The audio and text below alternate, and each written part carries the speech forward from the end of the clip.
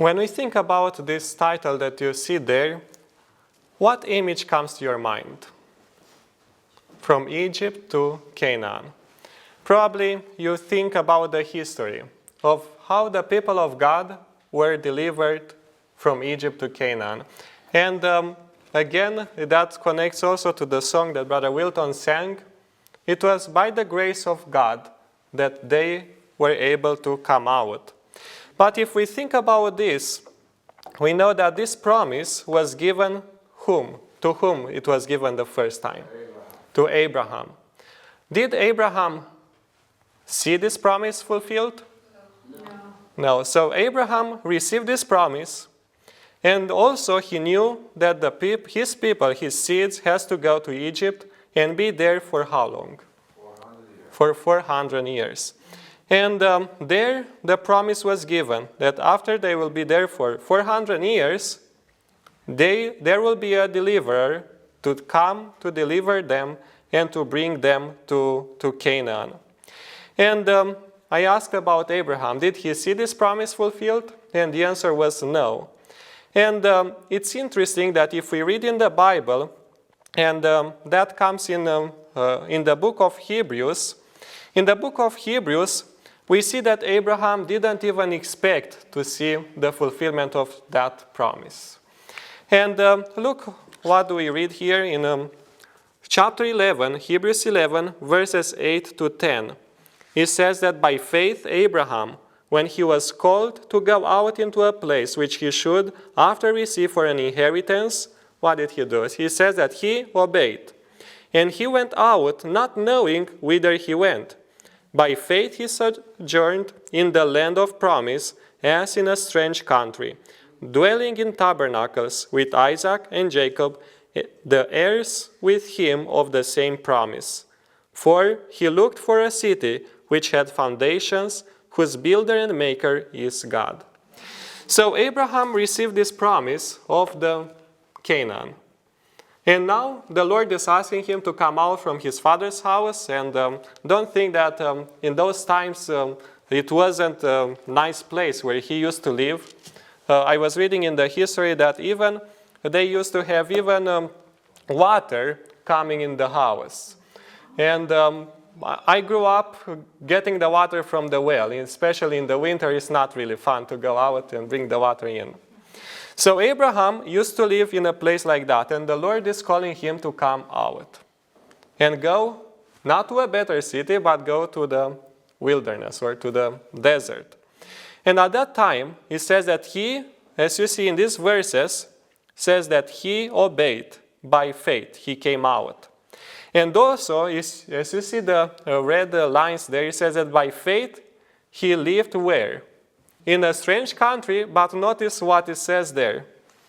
In the land of promise, but he lived as a stranger.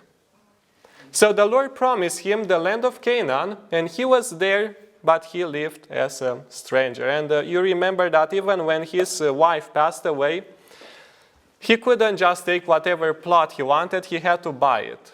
He bought the plot for his wife's burial. So therefore, we see that he was a pilgrim there, because he looked for a city which had foundations, whose builder and maker is God. He knew that promise, but he didn't get that promise of this land yet. And if you read verse 13, it mentions about Abraham, mentions about the other faithful people, says that these all died in faith, not having received the promises, but having seen them afar off, and were persuaded of them, and embraced them, and confessed that they were strangers and pilgrims on the earth. So you notice that these people, they died how? In the faith.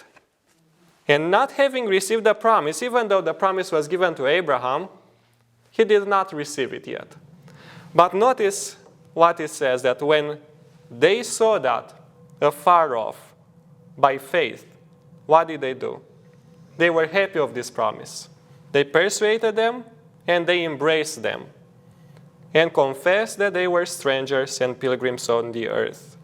And Patriarchs and Prophets comments on this, page 137, mentions that the voice of God was heard, bidding him not to expect immediate possession of the promised land, and pointing forward to the sufferings of his posterity before their establishment in Canaan. The plan of redemption was here open to him in the death of Christ, the great sacrifice and his coming in glory. Abraham saw also the earth restored to its Eden beauty, to be given from an everlasting possession as the final and complete fulfillment of the promise. So when the promise was given to Abraham, what did he understand on that promise? Even though there was a literal Canaan at that time, he wasn't looking for that promise. But he looked for a land whose builder is God. And notice here, he saw in the vision. What did he see there? He saw the plan of salvation. He saw the great sacrifice. And also he saw the second coming of Christ. Who else did see that? We see that John, he writes Revelation, and he saw the coming of Christ. So Abraham saw the same events. And not just that, he also saw the new Canaan, this new earth, this new land, and he wanted to inherit that. And why do we need to learn these events? Why do we need to go back to that title, from Egypt to Canaan? As we read in the Bible, in the book of Romans, chapter 15, verse 4, we see that for whatsoever things were written aforetime were written for our learning, that we, through patience and comfort of the Scriptures, might have hope. So even though Abraham lived here, do you think that his life was easy? Especially when he was called to bring that sacrifice. He passed through different trials, but he was able to gain this victory. He was able to go through them because he had faith. He could foresee this new earth, this promise given to him. And whenever trials were there, he didn't look back, but he looked forward to that land. And if we go to think about the people in Egypt, they were there for about 400 years. They had this promise with them. Do you think that when the deliverance or the opportunity came, were they ready to leave? They've been there for 400 years, and you may think that they were slaves, hard work there. And now Moses comes with good news. You can come out. What do you think they said? Let's read. Exodus chapter 6, verses 6 to 9. And it mentions that I will bring you in unto the land concerning the which I did swear to give it to Abraham, to Isaac, and to Jacob, and I will give it you for an heritage. I am the Lord. So whenever you see here, I am the Lord, or for the mouth of the Lord spoke, it's a promise. And here we see that the Lord is telling to Moses, and Moses spake so unto the children of Israel. So Moses heard these words from God, and he went to the children of Israel and told them. But what did they do? They hearkened not unto Moses, for anguish of spirit and cruel bondage. They were, in other words, without hope, or we would say without faith. They've been waiting for this promise, but when it was about to happen, they didn't really believe it. And why they didn't believe it, or why they were not ready to come out. And again, Patriarchs and Prophets mentions that the Hebrews had expected to obtain their freedom without any special trial of their faith, or any real suffering or hardship. They thought that everything is gonna be perfect. But they were not yet prepared for deliverance. They had little faith in God, and were unwilling patiently to endure their afflictions until he should see fit to work for them. But notice these other lines here say that many were content to remain in bondage rather than meet the difficulties, attending removal to a strange land. And the habits of some had become so much like those of the Egyptians that they preferred to dwell in Egypt. So the promise is there. Being a slave is not the best. And yet, when they would put it in a balance, to be a slave and to go to the wilderness where no one is bringing you food or whatever thoughts they had, they thought we rather stay here. It's better for us. Our parents died here, we should die here also. But others says that their habits became so much like those of the Egypt that they prefer to dwell there. They didn't want to change their habits. And what do you think it's today? How do you think it's today? Do you think it's different? We have the promise of Christ that He is coming. When this deliverer is coming to finally deliver us, are we ready to accept it? Is it any difference today? They've been waiting there for 400 years for a deliverer. They were talking probably among themselves, where the parents would tell stories to the children about this promise. And when the promise was there, they disbelieved it. Why do you think they didn't want to come out of Egypt? And we already mentioned this paragraph. They expected what? To obtain their freedom. How? Without any difficulties. And you may think that this is a good thought, right? I mean, I know Ethan and Philip, when they had to go to swimming lesson or to a violin lesson, the parents are not making them walk to there. What would they do? They would try to make sure that they get there with a comfortable ride and be there in time. And many times when they cannot, they make sure that the grandmother can do that. So don't you think that God could have done the same? Because the promise was there to take them from A and bring them to B. To take them from Egypt and bring them to Canaan. But still the Lord saw it fit to have some difficulties. And they were not ready for this deliverance. But also, as you see here, their habits were the same as the Egyptians. And when the thought of changing those habits came, they didn't like this. So the question for us today, are we attached also to today's Egypt?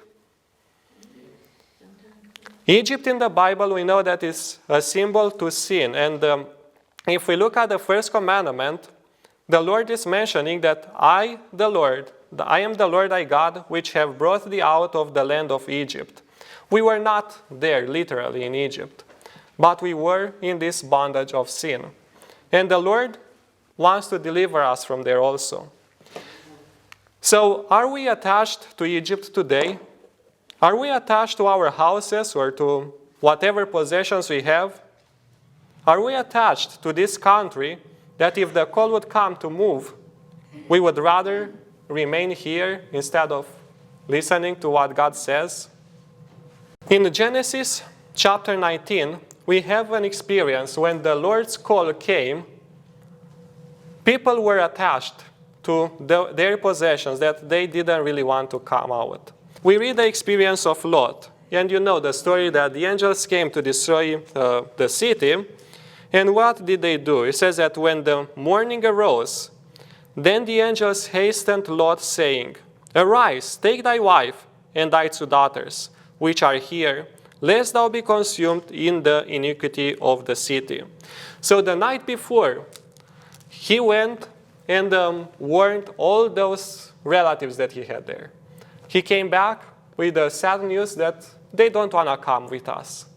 And at that time, instead of leaving that night, it says that the morning arose already. And the angels hastened them. And while he lingered, the men laid hold upon his hand, and upon the hand of his wife, and upon the hand of his 2 daughters, the Lord being merciful unto him, and they brought him forth and set him without the city. So you see, if it was about Lot, do you think he would have come out? The Lord called him, hurry, you should go. And still, instead of leaving that same night, he says there that he lingered.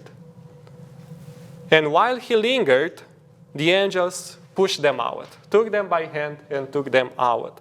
What do you think that kept him there? It says that though daily distressed at beholding deeds of violence, he has no true conception of the debasing and abominable iniquity practiced in this vile city.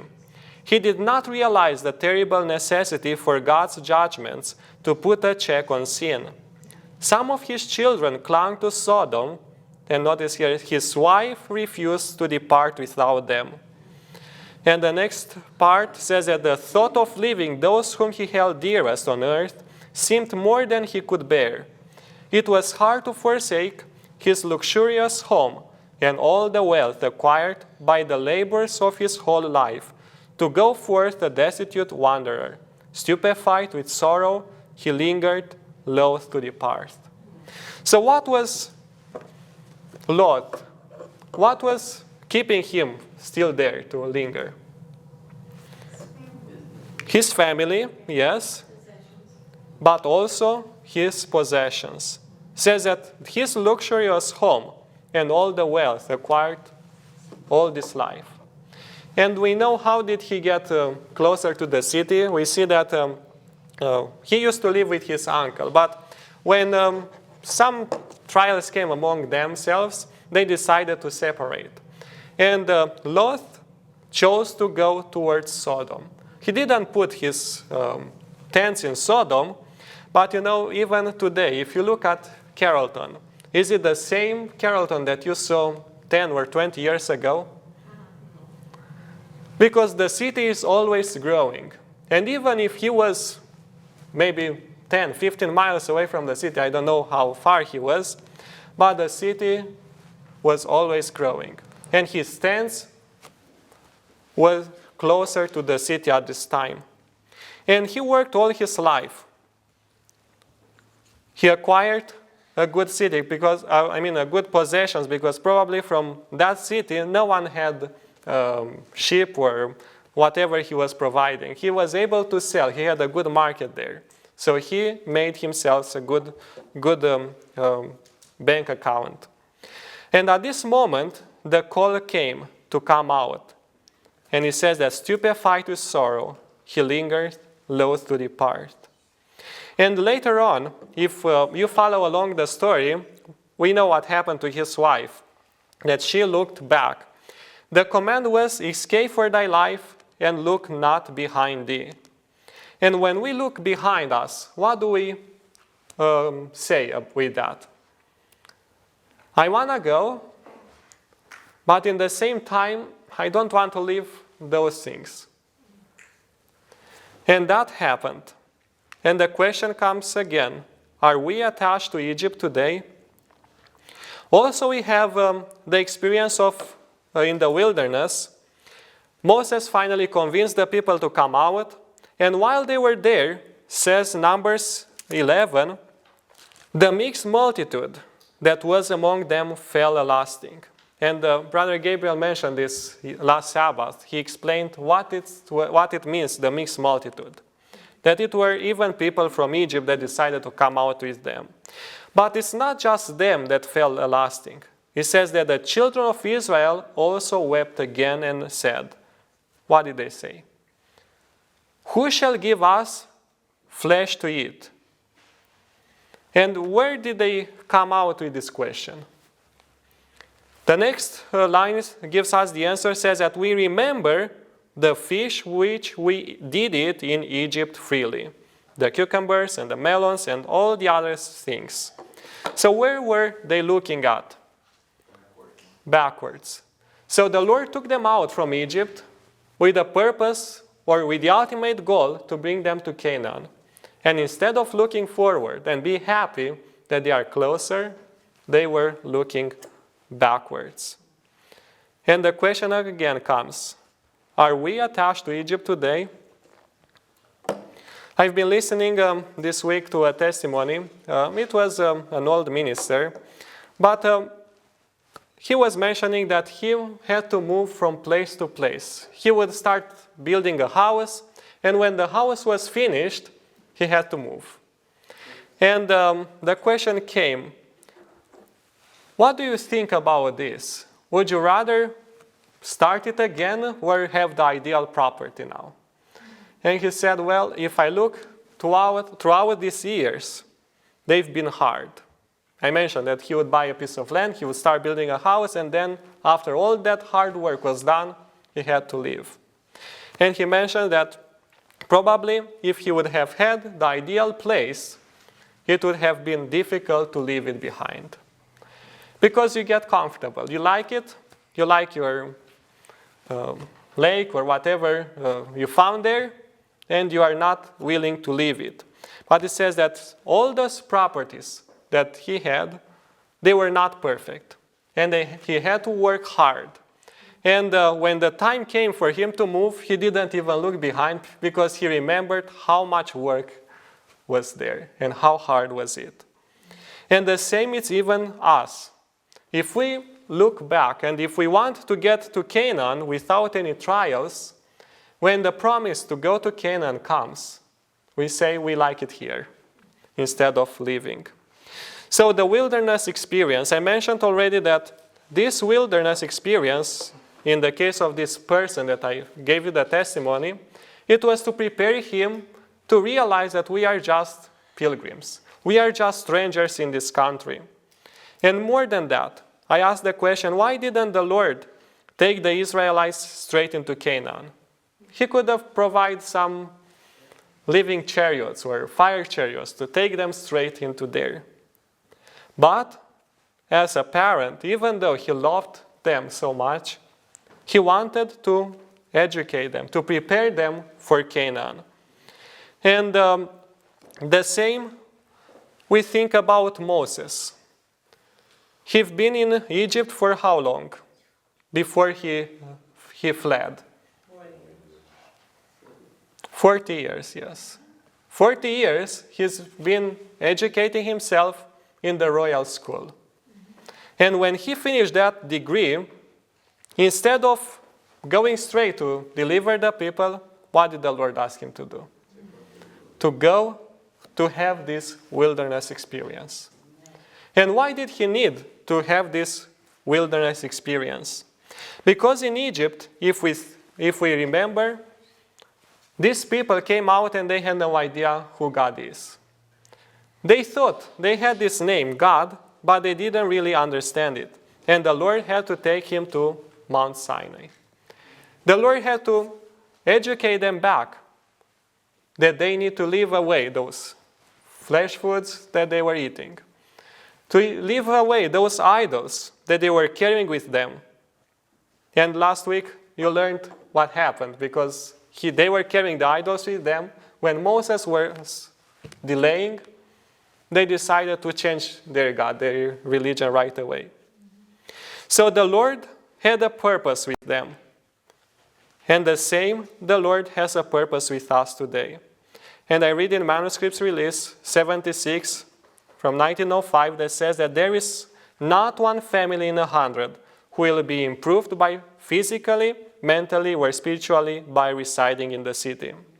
Faith, hope, love, happiness can far better be gained in retired places where there are fields and hills and trees. So the same we are today. The Lord promised us this new land, the land of Canaan, the new Jerusalem. And he promised us that he is coming to take us there. But in order to get there, we need to have this wilderness experience.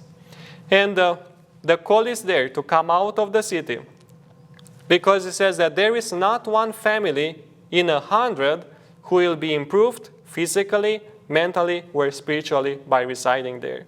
Also mentions that take your children away from the sights and sounds of the city, away from the rattle and din of streetcars and teams, and their minds will become more healthy. it will be found easier to bring home to their hearts the truth of the Word of God. In the city, you cannot really teach. Even you, being there, like we see Lot and his family. He came with a good background. He was taught by his uncle, by the God of his uncle. But because he was living in an area where the image of God wasn't seen, his faith became numb. Never can the proper education be given to the youth in this country or in any other country unless they are separated a wide distance from the cities. So he says that not even in this country and also in other countries, they cannot be properly educated if they are not separated a wide distance from the cities. And why is that? There is a paragraph in Country Living, page 13, paragraph 4, mentions that God gave to our first parents the means of true education when He instructed them to till the soil and care for their garden home. After sin came in, through disobedience to the Lord's requirements, the work to be done in cultivating the ground was greatly multiplied. For the earth, because of the curse, brought forth weeds and thistles. But the employment itself was not given because of sin. The greater master himself blessed the work of tilling the soil. So you see that tilling the soil, working in the garden, is not a curse. It was there before the sin entered into this world. And what was the purpose of this? As you see here, it was to educate them. To educate Adam and Eve. And even though they were perfect, made in the image of God, without sin, with holy purposes, still they needed to be educated. How much more we today? And also, one of the reasons to come out, it's the education. Because while we are in the garden, you have time to think, who created this flower? And you go there and you see God's working hand every day there. But also there is another reason, and probably you heard about all these agendas that they are trying to push. And this is an article from the World Economic Forum, and the title says this way: Welcome to 2030. It may be true, it may happen, or it may not happen, and we pray not to happen maybe. But it says that I own nothing, I have no privacy, and life has never been better. Do you like these thoughts there? And notice what it says, that welcome to the year 2030, welcome to my city, or should I say our city, because I don't own anything. I don't own a car, I don't own a house, I don't own any appliances or any clothes. It might seem odd to you, but it makes perfect sense for us in this city. Everything you consider a product has now become a service. We have access to transportation, accommodation, food, and all the things we need in our daily lives. One by one, all these things became free, so it ended up not making sense for us to own much. So in other words, these things may be appealing. For those that have more, it's harder to think that we don't own anything, right? But for those that do not have anything, for them might be some really appealing, like, oh, I don't own a car right now, but then it's going to be free. The transportation is going to be free to me. But all these benefits come with a cost. And here it says that, notice that this mentions that there will be a city where everyone is living free there. Maybe they will see some of us struggle or not having food or whatever is going to happen, because if we look at the prices today, they really go high. And at that time, they might come with a contract saying that, well, if you sign here, we will give you whatever you need, but you don't own anything. So whatever you work, everything goes there. So then we will be controlled. But notice the last part of the paragraph of the article mentions that my biggest concern is all the people who do not live in our city. Those we lost on the way. those who decided that it became too much with all this technology, those who felt obsolete and useless when robots and artificial intelligence took over big parts of our jobs, those who got upset with the political system and turned against us. They live different kind of lives outside of the city. Some have formed little self-supplying communities. Others just stayed in the empty and abandoned houses, in small 19th century villages. So you see that their biggest concern is whom? Those people that they do not live like them, that they are outside of the city. And there is the Revelation 13, 16, 17 that gives us a prophecy of what is going to happen. Mentions that he causes all, both small and great, rich and poor, free and bond, to receive a mark in their right hand or in their foreheads. And look what it says, that no man might buy or sell save that he has the mark. So I believe especially those that live in this city, for them is going to be harder. And that's why Proverbs 27:12 mentions that a prudent man foreseeth the evil and hideth himself, but the simple pass on and are punished. And why did I bring these verses? Because also Review and Herald mentions that but ere long there will be such a strife and confusion in the cities that those who wish to live them will not be able. We must be preparing for these issues. This is the light that is given to me.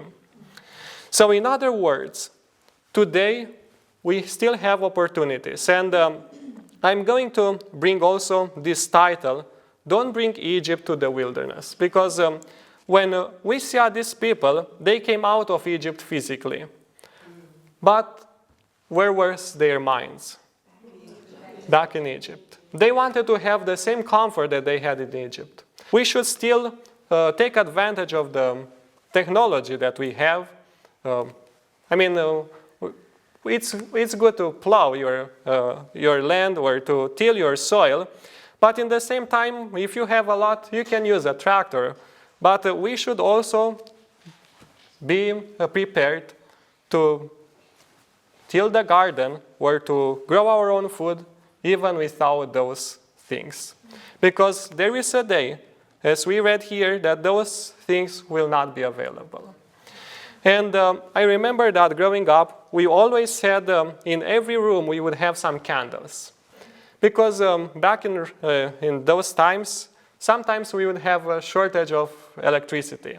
And it could be for a few days. If there would be a storm until they would fix it, we would have that. And we should prepare that also.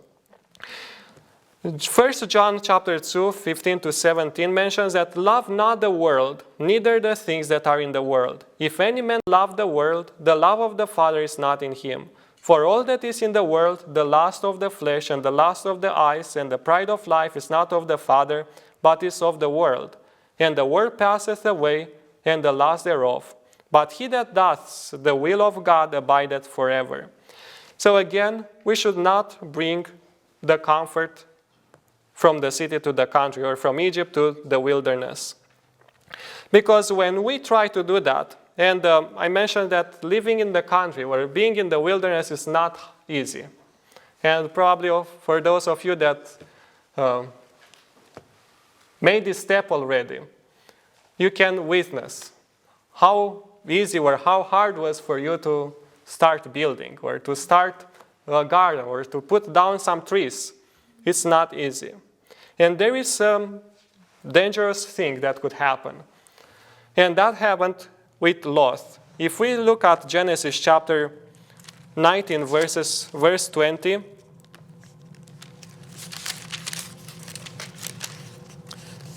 we see that while the angels took them out, what did he say? Behold now, this city is near to flee unto, and it is a little one. Oh, let me escape thither. Is it not a little one? And my soul shall be saved, or shall live.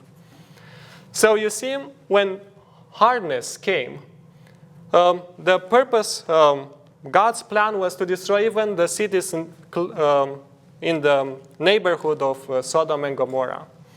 And the plan for Lot was to flee, to go to the wilderness, to go back and to regain that education that he lost. And at that time, when he saw that it's hard for him to go to the wilderness, what did he say? Well, let me live in this city. It's a little one, don't you see? It's not like Sodom. It's not like Atlanta. It's a little one. Isn't Carrollton a little one? And my soul shall live. When you feel like looking back, we should remember what's our target. That we are looking for a better land, for a heavenly one.